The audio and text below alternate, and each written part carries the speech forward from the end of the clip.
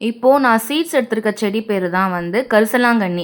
இங்கிலீஷ்ல வந்து பிரிங்கராஜ்ன்னு சொல்லுவாங்க. இதுக்கு இன்னொரு பேரும் இருக்கு. King of hair.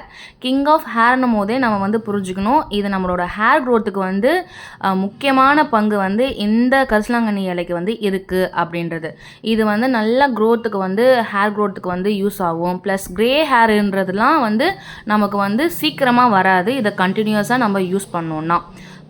ஸோ, இது போல ஏகப்பட்ட பெனிஃபிட்ஸ் வந்து இந்த இலைக்கு வந்து இருக்கு. இது கூடவே வந்து கருவேப்பிலை இலை வந்து நம்ம சேர்த்து, அத வந்து நிழல்லே காய வச்சு, நம்ம ஆயில் கூட சேர்த்து காய்ச்சி, அத வடிகட்டி நம்ம வந்து ஹேருக்கு வந்து நம்ம கன்டினியூஸா தடவிட்டே வரோம் அப்படின்னா, நல்ல ஹேர் குரோத்த பார்க்கலாம்.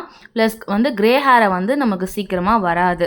கொஞ்சம் தள்ளி போகும். அத நம்ம வந்து 1 மாசம் யூஸ் பண்ணிட்டு உடனே ரிசல்ட் தெரியணும்னா, கண்டிப்பா தெரியாது. அட்லீஸ்ட் நம்ம ஒரு 3, 4 மந்த்ஸ் வந்து யூஸ் பண்ணி பார்த்த அப்புறம் தான் நமக்கு வந்து அதோட ரிசல்ட் தெரியும். ஸோ, இதில இருக்கிற சீட்ஸ் கலெக்ட் பண்ணி நான் அதிலேயே போட்டு விட்டுட்டேன். இப்போதைக்கு வந்து இன்னொரு க்ரோ பேக்ல வந்து போடல. தானா விதை கொட்டி எவ்வளோ வளர்ந்துருக்கு பாருங்க. இது குண்டு மல்லி செடியில இருக்கு. இத சீக்கிரமா ரிமூவ் பண்ணிடணும். இல்லைன்னா மல்லி செடி வந்து அடி வாங்கிடும். ஓகேங்க. நம்ம நெக்ஸ்ட் வீடியோல பார்க்கலாம்.